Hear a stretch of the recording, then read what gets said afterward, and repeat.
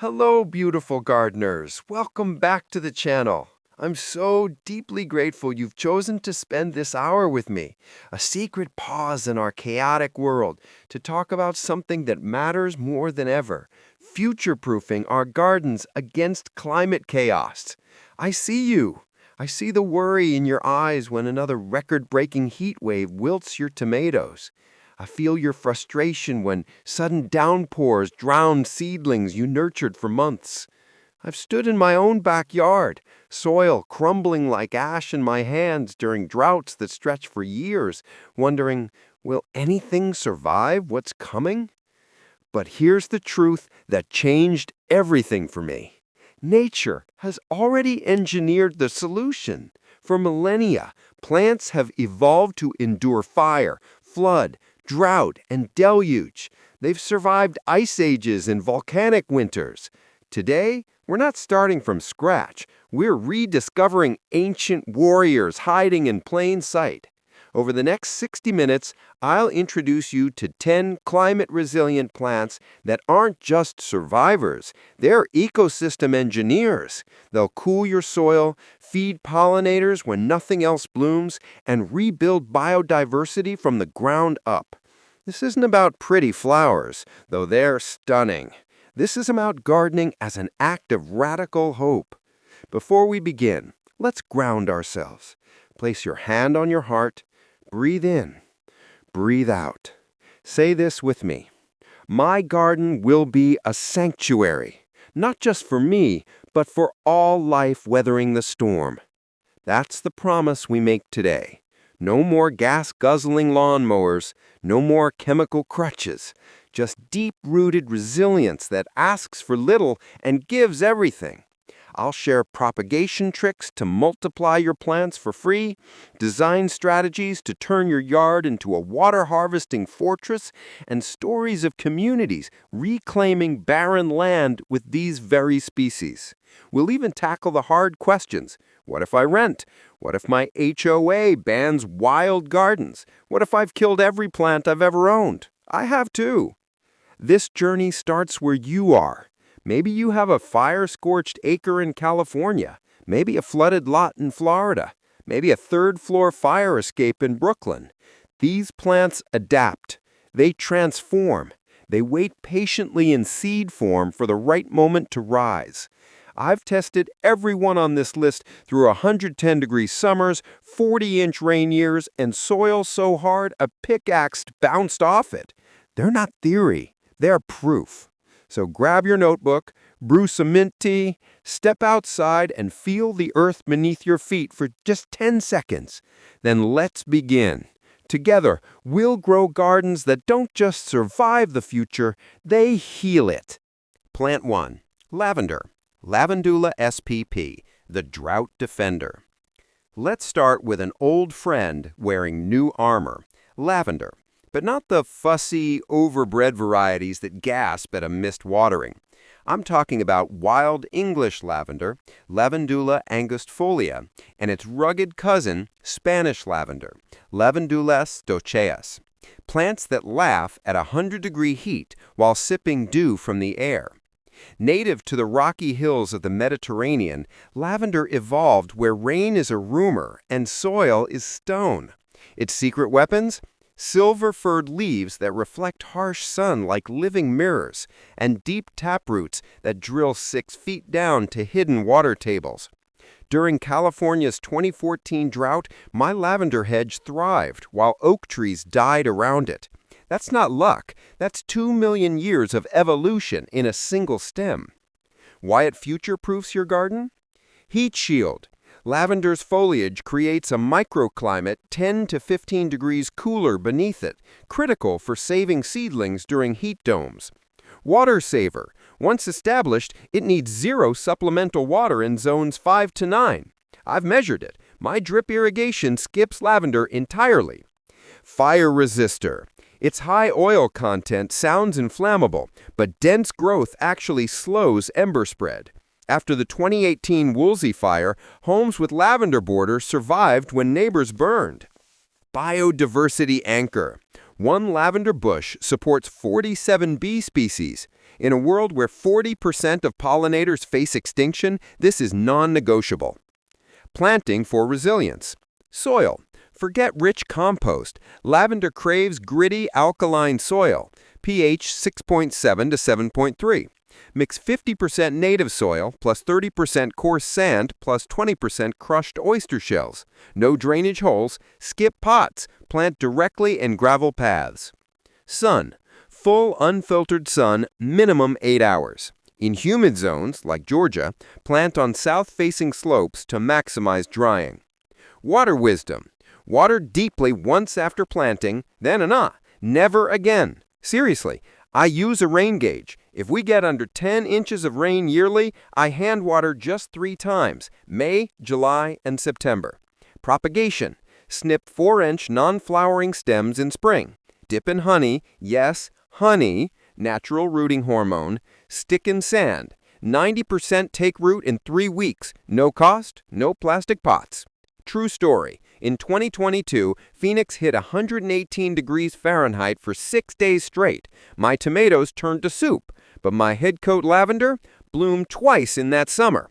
At dusk, I'd sit beneath it, breathing in that camphorous perfume while hummingbirds zipped through its spikes, tiny rebels against despair. One caution: never mulch with wood chips. Use crushed granite instead. It reflects heat upward, keeps roots cool, and prevents fatal root rot. For renters, grow dwarf Munstead in whiskey barrels. At season's end, chop stems for sachets. Your future self will thank you on sleepless, smoke-hazy nights. Plant number 2, Russian sage, Perufskia atriplypsophilea, the pollution purifier. Close your eyes. Imagine a plant that doesn't just tolerate climate chaos, it detoxifies it. Meet Russian sage, the unsung hero of industrial wastelands and traffic-choked cities. Native to Afghanistan's high deserts, it thrives where exhaust fumes poison the air, concrete radiates heat, and soil is laced with heavy metals. Its ghostly silver stems and lavender blue flowers seem unearthly, almost medicinal. That's no accident. Russian sage absorbs benzene, formaldehyde, and carbon monoxide through its leaves, breaking them into harmless compounds. In a landmark Kyoto study, gardens dense with Russian sage reduced airborne toxins by 63% within 50 feet. But its true superpower? Unkillable resilience. Climate-proofing your space. Heat tolerance. Survives 120 degrees Fahrenheit with zero irrigation. Its leaves curl inward during extreme heat like a camel's eyelid. Flood survivor. While roses drown in 3 days of rain, Russian sage's woody roots tolerate 2 weeks of standing water, then rebound when skies clear. Drought dynamo. After planting, it needs water only in its first year. Then, it drinks dew. I've tested this. During Texas's 2023 mega drought, my Russian sage bloomed through 90 days without rain while oak trees dropped limbs. Soil healer. Its deep roots, 8+ feet, break up compacted clay, pulling toxins downward where microbes neutralize them. Strategic planting. Soil. Plant in poor, rocky soil. Avoid fertile ground. Too much nitrogen equals floppy, disease-prone stems. Ideal mix, 70% native dirt plus 30% pea gravel. Placement. South or west walls where radiating heat intensifies its aromatic oils, repelling deer and mosquitoes. In wildfire zones, plant as a fire break 10 feet from structures. Its high moisture content slows flames. Water protocol. First year, water weekly. Year 2 onward, zero irrigation. If leaves gray in summer, that's normal. It's conserving water. Never fertilize. Propagation. Divide clumps in early spring. Each fist-sized root section becomes a new plant. Or scatter seeds on snow in winter. They need freeze-thaw cycles to sprout. Heartfelt memory. After Hurricane Harvey flooded Houston, community gardens planted Russian sage along toxic bayous. A year later, butterflies returned. Children played where oil slicks once pooled. That's regenerative power. For balconies, grow little spire dwarf variety in self-watering pots filled with sand.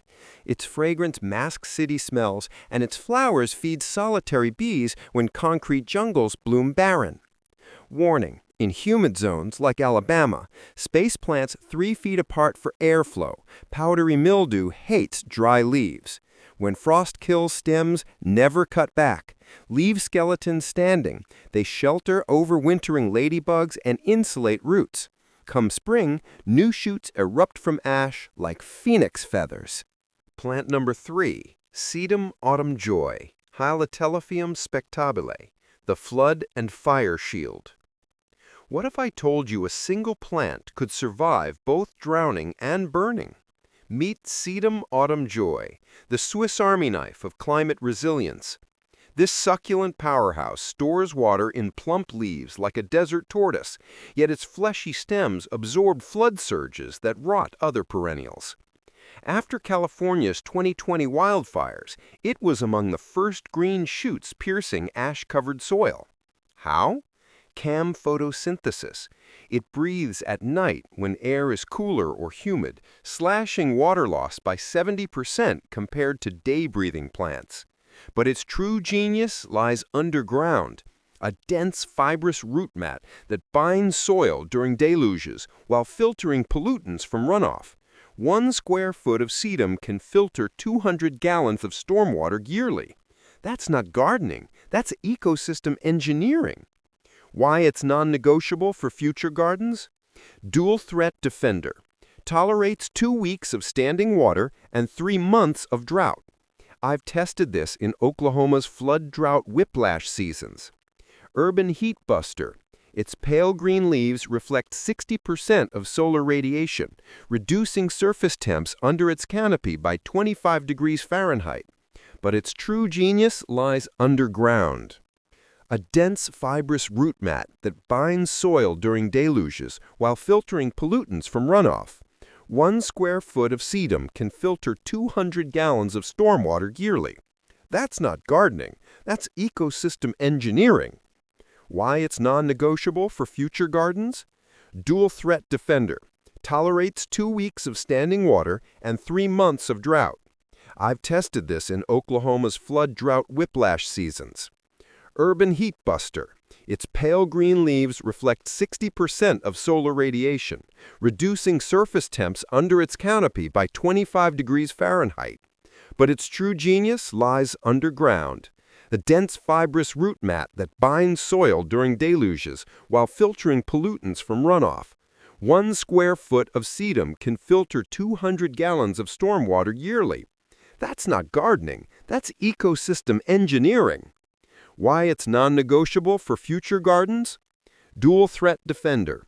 Tolerates 2 weeks of standing water and 3 months of drought.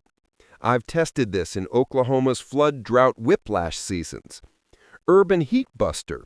Its pale green leaves reflect 60% of solar radiation, reducing surface temps under its canopy by 25 degrees Fahrenheit.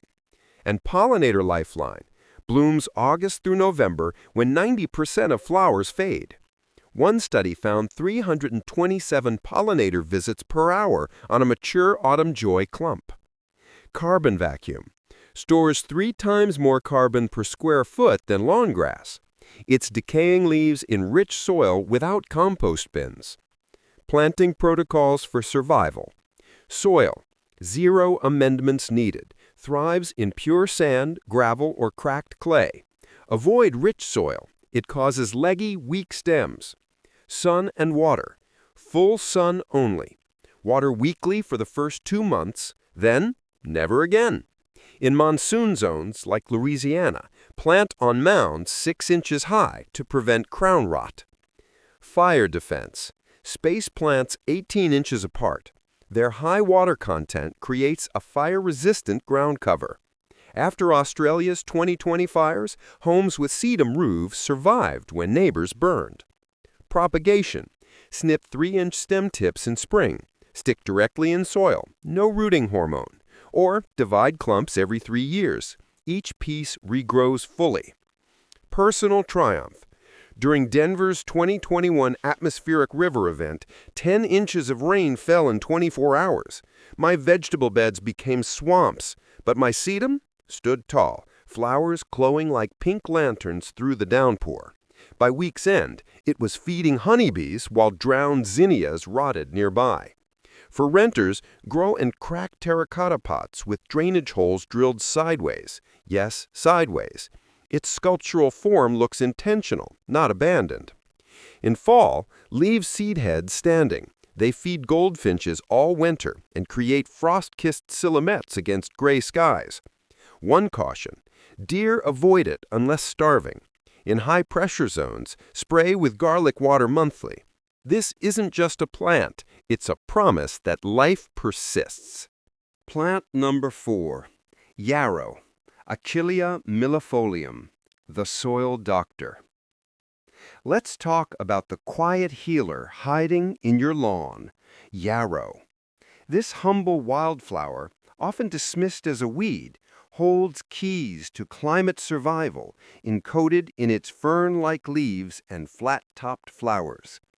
Native Americans called it the nosebleed plant for its clotting powers, but its deeper magic lies in soil regeneration. Yarrow's roots secrete compounds that dissolve locked-up phosphorus and potassium, making them available to neighboring plants. In Chernobyl's exclusion zone, yarrow was among the first plants to break through radioactive soil, its roots absorbing cesium-137 and strontium-90. Today, it's used in bioremediation projects worldwide. But for home gardeners, its true gift is turning dust into life. Climate resilience superpowers. Drought defier. Its feathery leaves reduce evaporation by 40%. During Spain's 2022 mega drought, yarrow bloomed while olive groves died. Flood tolerator. Survives 10 days underwater by switching to anaerobic respiration, like a botanical scuba diver. Heat mirror. Silver leaf varieties, like moonshine, reflect intense sun, creating cool microclimates for seedlings. Biodiversity catalyst. Attracts predatory wasps that eat aphids, plus 68 pollinator species. 1 acre of yarrow supports more life than 10 acres of monoculture corn. Planting for planetary healing. Soil demands poor soil. Rich earth makes it invasive. Ideal? Compacted clay, gravel driveways, or eroded slopes. No amendments, ever. Sun and water. Full sun. Water only for the first month, then none. In humid zones, like Florida, choose powdery mildew-resistant paprika. Regeneration technique. Chop and drop. Cut stems at soil line in summer. Leaves decompose into nutrient-rich mulch. Repeat and fall. The roots die back, feeding soil microbes. Propagation. Divide clumps every 2 years in spring, or scatter seeds on snow. They need cold stratification. Birds carry them everywhere. Embrace volunteers. Sacred memory. After my grandfather's farm was clear-cut by developers, only yarrow grew on the scarred earth. I sat among its white flowers, crying. Then I noticed bees buzzing, beetles burrowing, soil softening under my fingers. That's when I understood. Yarrow doesn't just grow on wounded land, it remembers how to heal it.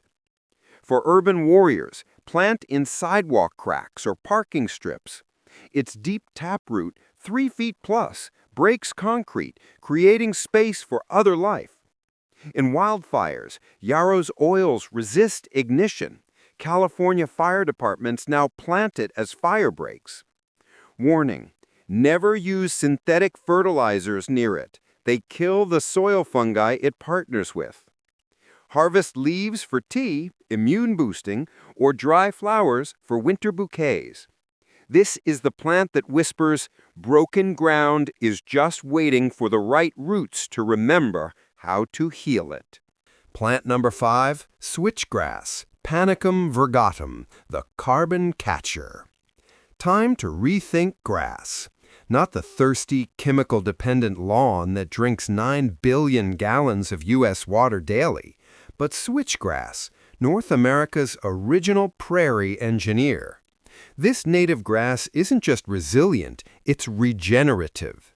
Its roots plunge 10 feet deep, pulling carbon from the air and locking it underground for centuries. 1 acre of switchgrass sequesters 3x more carbon than an acre of forest.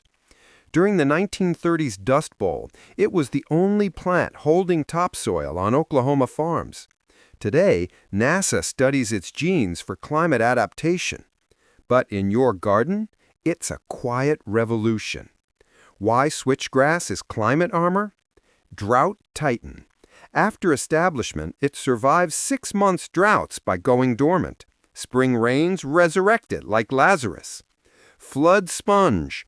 Absorbs 7 inches of rain per hour without erosion. After Hurricane Ida, homes with switchgrass buffer zones had 80% less basement flooding. Heat diffuser. Its dense growth cools air temps by 15 degrees F compared to bare soil. Prairie dogs dig burrows beneath it to escape 110 degrees Fahrenheit heat. Wildlife Ark. Hosts 45 moth species, butterfly caterpillars, plus birds that nest in its winter skeletons. Strategic planting for impact. Soil. Thrives in toxic soil. Lead, arsenic, petroleum. It absorbs and neutralizes them. No soil prep needed. Placement. Perimeter defense. Plant 3-foot wide borders along property lines to block wind, filter runoff, and slow wildfires. For small yards, use dwarf Shenandoah, 4 feet tall. Water protocol. Water weekly for first 3 months. Then, never irrigate. If the leaves curl in drought, that's normal. It's conserving. Propagation. Divide clumps in early spring. Each root section with 1 bud becomes a new plant. Or scatter seeds on frozen ground in January. They need cold to sprout. Transformation story. In Detroit's post-industrial wastelands, communities planted switchgrass on abandoned lots. Within 2 years, soil lead levels dropped 60%. Children played where factories once poisoned the earth. That's not gardening, that's reparations. For suburban rebels, replace your front lawn strip with switchgrass. Mow paths through it for a wild but tended look. In fall, its burgundy blades glow like embers at sunset. During wildfires, its high silica content makes it slow to burn. California now uses it in fire-resistant landscaping codes. Caution. In wet zones like Seattle, plant on slopes to avoid root rot. Never fertilize. It grows too tall too fast, weakening stems. In winter, never cut back. Leave standing stems to catch snow, insulating roots and feeding birds.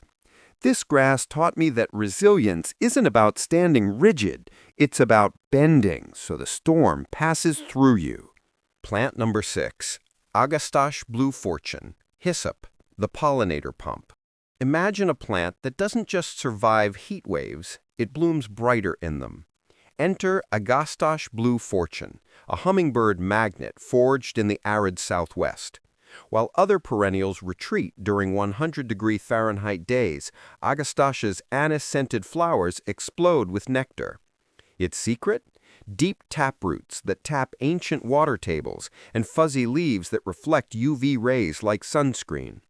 But its true climate superpower is phenological flexibility. It adjusts bloom times based on temperature cues. During Colorado's 2021 heat dome, 114 degrees Fahrenheit, it flowered 3 weeks early, feeding bees when nothing else bloomed. One study found Agastache patches increased local pollinator populations by 300% in 2 years. This isn't just a flower, it's a lifeline.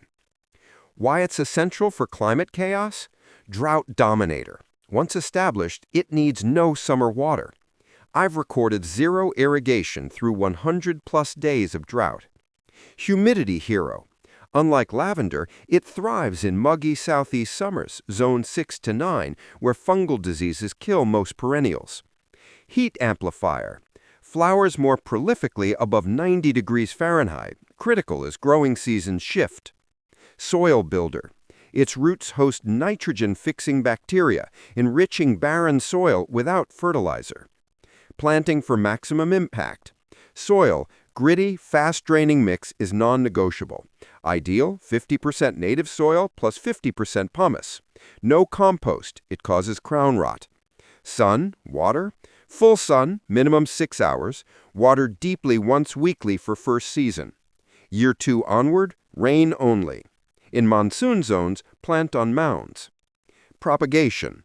Divide clumps every 3 years in spring, or collect seeds in fall. They self-sow wettily. Pro tip, rub seeds between palms to break dormancy. Companion strategy. Plant beneath fruit trees. Its height, 3 to 4 feet, shades roots while attracting pollinators to orchards. Soul-stirring moment. During 2023's Canadian wildfire smoke event, my garden was shrouded in orange haze. Bees vanished.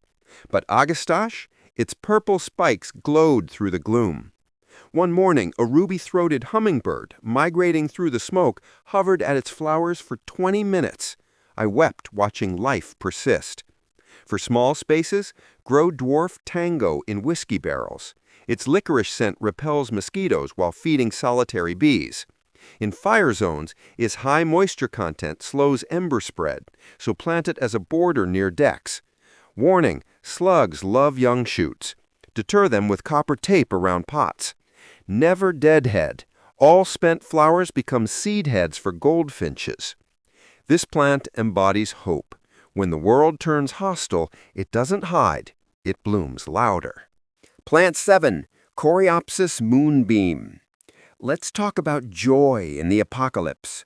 Coreopsis moonbeam is this cheerful perennial that throws fistfuls of pale yellow daisies from May until frost, even when thermometers hit 115 degrees Fahrenheit.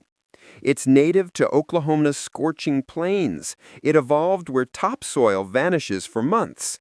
Its survival toolkit? Thread-like leaves that minimize water loss and hollow stems that store moisture like canteens. But its climate superpower is albedo effect. Its light-colored flowers reflect solar radiation, cooling the soil beneath it by 10 degrees Fahrenheit. During Texas's 2023 heat wave, Coreopsis patches stayed green while bluegrass lawns died within days. 1 square foot of Coreopsis filters 15 gallons of stormwater runoff, removing heavy metals from roads. This is beauty with purpose. Why it future-proofs gardens? Drought dynamo. Survives 4 months without rain by going dormant. Spring rains resurrects it fully. Flood tolerator. Handles 5 days of standing water better than most grasses. Pollinator beacon. Blooms when little else does, June to October, feeding specialist bees that ignore showier flowers. Soil stabilizer. Fibrous roots bind eroding slopes, critical as extreme rains increase. Planting protocols for survival. Soil. Thrives in starvation conditions. Avoid rich soil, it causes weak and floppy growth. Ideal, sandy or rocky native dirt. No amendments. Sun and water. Full sun only. Water weekly for the first month, then none. In humid zones, like the Carolinas, choose mildew-resistant Zagreb. Propagation. Divide clumps every 2 years in spring. Or scatter seeds on snow. They need freeze-thaw cycles. Birds spread them naturally. Embrace volunteers. Maintenance hack. Never deadhead. Spent flowers become seeds for finches and next year's blooms. In fall, leave skeletons standing for winter interest and bird food. Personal revelation? After my divorce, I planted Coreopsis along my fence line, a living barrier against despair. That summer, temperatures broke records. My roses fried, but Coreopsis, it bloomed so furiously neighbors stopped to take photos. A single plant became 50 volunteers in 3 years, turning cracked clay into a golden sea. For urban warriors, grow in sidewalk cracks or hell strips. Its toughness deters foot traffic while cooling concrete. In wildfire zones, its low growth, 18 inches, won't carry flames. Use it as ground cover under trees. Caution: aphids love new growth. Spray with soapy water or plant near ladybug-attracting dill. This flower taught me that resilience isn't rigid. It's the ability to bend so far you kiss the earth, then rise again. Plant 8. Butterfly weed. Asclepias tuberosa, the monarch's savior. There's a plant that holds the fate of an entire species in its orange flowers. Butterfly weed. Not just any milkweed, this native Asclepias is the last stronghold for monarch butterflies as climate chaos fragments their migration. While tropical milkweed spreads disease, butterfly weed's deep taproot, 3+ feet, survives droughts that kill shallower varieties.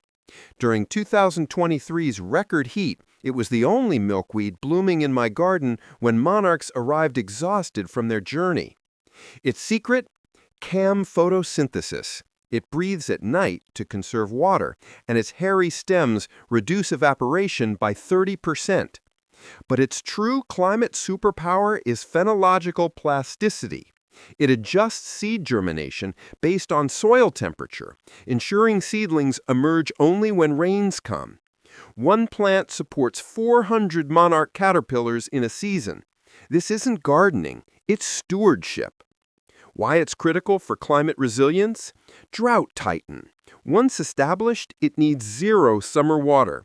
I've measured survival through 110 degrees hay times with no irrigation. Flood survivor. Tolerates 3 days of standing water, unlike most milkweeds. Soil healer. Breaks up compacted clay with its taproot, pulling toxins downward. Biodiversity anchor. Hosts 12 pollinator species beyond monarchs, including native bumblebees that pollinate tomatoes. Planting for planetary healing. Soil. Demands poor and rocky soil. Rich earth kills it. Ideal mix: 70% native dirt plus 30% sand. No fertilizer ever. Sun and water. Full sun, minimum 8 hours. Water weekly for first year. Year 2 onward, rain only. In humid zones, space plants 2 feet apart for airflow. Propagation. Never transplant. Taproots shatter. Sow seeds directly in fall. Scatter on soil, then lightly cover. They need cold stratification. Monarch protocol. Plant in clusters of 12+. Butterflies need density to find mates. Avoid pesticides, even organic ones, harm caterpillars. Sacred moment. In 2022, smoke from Canadian wildfires turned my garden orange. No bees flew. But monarchs arrived anyway, wings dusted with ash. They clung to butterfly weed flowers, sipping nectar before continuing their impossible journey. I sat on the porch, tears cutting tracks through smoke residue on my face. That's when I understood this plant isn't just surviving climate change, it's carrying other lives through it. For renters, grow dwarf Hello Yellow in deep pots, 16+ inches with drainage. Its orange blooms feed migrating monarchs on urban corridors.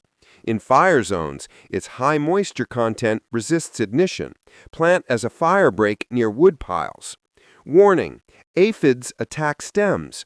Spray with strong water jets, never soap. It harms caterpillars. In fall, never cut back. Leave seed pods for winter interest and next year's volunteers. This is the plant that whispers, your garden isn't yours alone. It's a way station for wings. Plant number 9, California fuchsia, Epilobium canum, the fire-adapted bloom. Close your eyes and imagine a flower that blooms in the ashes. That's California fuchsia, a native warrior forged in wildfire. While exotic plants flee flames, this perennial depends on them. Its seeds lie dormant for decades, waiting for smoke chemicals to trigger germination. After California's 2018 Camp Fire, it was the first green shoot piercing 10,000 acres of scorched earth. Its survival toolkit? gray-green leaves that reflect intense sun, deep roots that tap groundwater, and tubular red flowers that bloom when little else does, August, September, feeding hummingbirds during critical migration. In a world of vanishing water, it thrives on 5 inches of annual rain. This isn't just resilience, it's rebirth. Why it's essential for climate adaptation? Drought dominator. Survives 8-month dry spells by going dormant. Spring rains resurrected fully. Fire catalyst. Its oils resist ignition, slowing ember spread. Post-fire, it stabilizes soil to prevent mudslides. Heat mirror. Reflects 70% of solar radiation, critical as urban heat islands intensify. Wildlife lifeline. One plant feeds 200 hummingbirds daily during migration bottlenecks. Planting protocols for survival. Soil. Thrives in starvation. Ideal, sandy, rocky, or decomposed granite soil. No amendments. Rich soil kills it. Sun, water. Full sun only. Water weekly for the first month. Then, none. In humid zones east of the Rockies, grow in pots with pure pumice. Propagation. Divide clumps in fall after flowering, or scatter seeds on soil surface. They need light to germinate. Pro tip, smoke treat seeds by placing in a jar with smoldering sage. Fire defense strategy. Plant as a defensible space 30 feet from structures. Its low growth, 2 to 3 feet, won't carry flames. Interplant with succulents for fire breaks. Transformation story. After the Tubbs fire destroyed my friend Sonoma home, she scattered California fuchsia seeds on the ash. The next August, her ruined lot blazed crimson, a living memorial. Hummingbirds returned before humans did. That's when firefighters started recommending it for fire-prone zones. For urban dwellers, grow compact Catalina in terracotta pots on balconies. Its red flowers feed city hummingbirds lost to habitat loss. In drought zones, pair with boulders. Rocks radiate heat at night, triggering extra blooms. Caution, slugs attack young shoots. Deter with copper tape. Never fertilize. It causes weak growth. In winter, never prune. Leave stems standing to shelter overwintering insects. This plant embodies truth. Destruction isn't the end, it's the soil for what comes next. Plant number 10, Jerusalem artichoke, Helianthus tuberosus, the edible resilience. Our final warrior isn't just climate-proof, it feeds you through the chaos. Jerusalem artichoke, or sunchoke, this native sunflower cousin stores energy in knobby tubers that survive minus 40-degree Fahrenheit winters and 115-degree Fahrenheit summers. While potatoes rot underground during floods, sunchokes' tubers float and resprout. During the Dust Bowl, they were the only crop that fed Oklahoma families when wheat failed. Today, they're used in regenerative farms to rebuild topsoil. Their 12-foot-deep roots pull nutrients from bedrock while sequestering 4 times more carbon than corn. But their true superpower? Phenological flexibility. They bloom when days shorten, September to November, feeding bees when nothing else does. One patch yields 20 pounds of nutty potato-like tubers per square foot, no irrigation, no fertilizer. This is food security rooted in resilience. Why it's the ultimate climate survivor? Drought titan. Survives 6 months dry spells by dying back to tubers. Rains resurrect it. Flood savior. Tubers float during deluges, washing to new locations where they sprout. Heat diffuser. Its height, 8 to 12 feet, creates cool microclimates for shade-loving plants beneath it. Soil rebuilder. Breaks up compacted clay with taproots while fixing nitrogen naturally. Planting for abundance. Soil. Thrives in toxic waste, lead, arsenic, petroleum. It absorbs and neutralizes them. No soil prep needed. Sun and water. Full sun, water weekly for the first month, then none. In humid zones, space plants 3 feet apart to prevent powdery mildew. Propagation. Plant tubers 4 inches deep in spring. Each eye becomes a new plant. Never harvest all tubers. Leave 30% to regrow. Wildlife strategy. Leave seed heads standing all winter. Finches and jays depend on them during snowstorms. Sacred harvest. During 2021's Texas freeze, my garden froze solid, but I dug sunchokes through the ice. Roasted with garlic, they tasted like hope. That's when I understood. True resilience isn't just surviving, it's having enough to share. For small spaces, grow dwarf sunray in 20-inch pots. Its yellow flowers feed bees, while tubers feed you.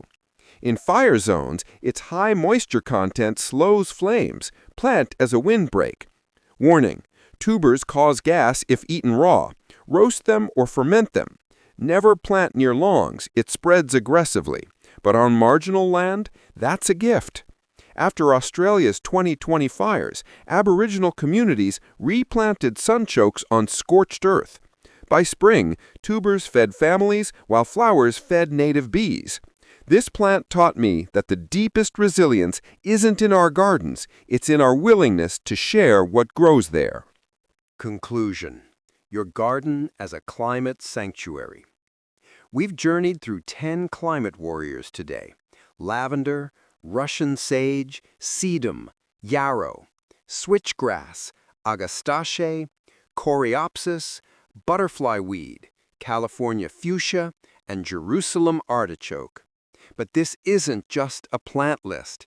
It's a manifesto, a declaration that our gardens won't be casualties of climate change. They'll be arcs. You might feel overwhelmed. I did too. When I first learned about feedback loops and tipping points, I sat on my porch weeping into a dying basil plant. But then I pressed a yarrow seed into cracked earth, watered it once, walked away. Months later, I found bees buzzing in its white flowers while soil softened beneath my feet. That's when I understood. We don't heal the planet by fixing everything at once. We heal it by tending the small piece of earth before us.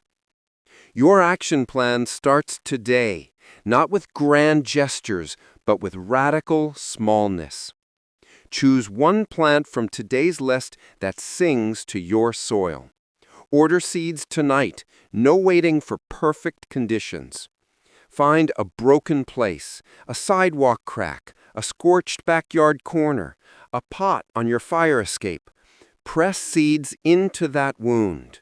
Step back, water once, then trust what roots can do in the dark. I know the doubts whispering, "What difference can my tiny garden make?" Let me answer with data. If every U.S. gardener replaced 10 square feet of lawn with climate-resilient natives, we'd sequester 17 million tons of carbon yearly, equal to taking 3.6 million cars off the road. But more importantly, when monarchs find your butterfly weed during migration, when hummingbirds sip your California fuchsia on smoky August days, when neighbors stop to ask about your silver Russian sage hedge, you're not just growing plants, you're growing hope with roots. This is the gardener's covenant I offer you today. I will not despair. I will plant anyway. I will not look away from the fire. I will plant fire-resistant flowers. I will not hoard my seeds. I will scatter them like promises. Before you go, do this sacred thing. Place your palm flat on the soil. Feel its pulse. Breathe with it. Say aloud, "I am here. I remember how to belong." That's where healing starts, not in fixing the world, but in remembering we're part of it. If this hour nourished your spirit, pay it forward. Share seeds with a neighbor. Post a photo of your climate-resilient patch below. I read every comment and cheer your victories. Subscribe for our next journey, Water Wisdom, Harvesting Rain in Drought and Deluge. We'll build swales that turn floods into forests and install $5 rain barrels that save 1,000 gallons yearly. You are not alone. As I speak, gardeners in Bangladesh are planting yarrow on cyclone-scarred deltas. In Greece, elders replant fire-resistant oaks where flames devoured villages. In Detroit, teens grow sunchokes on vacant lots. We are a quiet army of healers with dirt under our nails. Our weapons are seeds. Our battle cry is grow anyway. Thank you for your courage, your hands in the soil, your refusal to look away. However small your space, however broken the earth feels, you are tending the roots of a kinder world. Until next time, keep planting, keep hoping, keep your hands in the dirt and your eyes on the horizon. This is not the end of gardening. It's the beginning of its deepest purpose. I'm honored to grow alongside you. Goodbye for now.